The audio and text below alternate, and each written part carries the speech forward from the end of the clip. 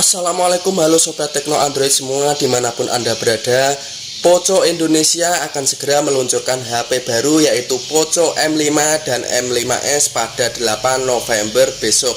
Untuk para pecinta gaming wajib mengetahui HP gaming dengan harga murah ini namun membawa spesifikasi yang tidak boleh dianggap remeh untuk bermain game tanpa hambatan. Karena di seri terbaru ini akan semakin nyaman untuk ngegame dibanding dengan seri sebelumnya maupun dengan HP gaming lainnya. Namun dengan harga yang cukup terjangkau.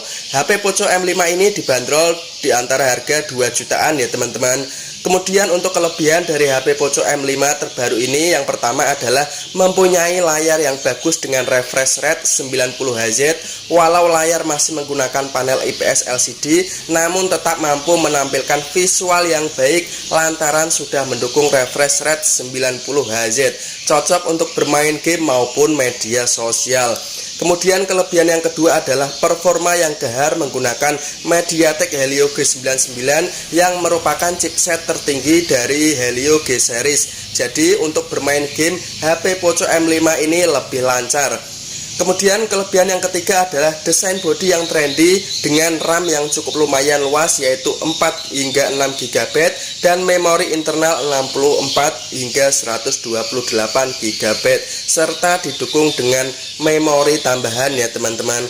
Kemudian yang keempat kelebihannya adalah baterainya yang sangat besar karena baterai HP Poco M5 ini dirancang untuk bermain game. HP Poco M5 ini dibekali dengan baterai 5000 mAh.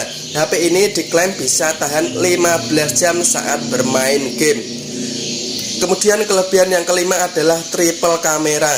HP Poco M5 ini menggunakan 3 kamera dengan kamera utama sebesar 50 megapiksel, kemudian 2 megapiksel untuk kamera depth dan 2 megapiksel untuk kamera wide.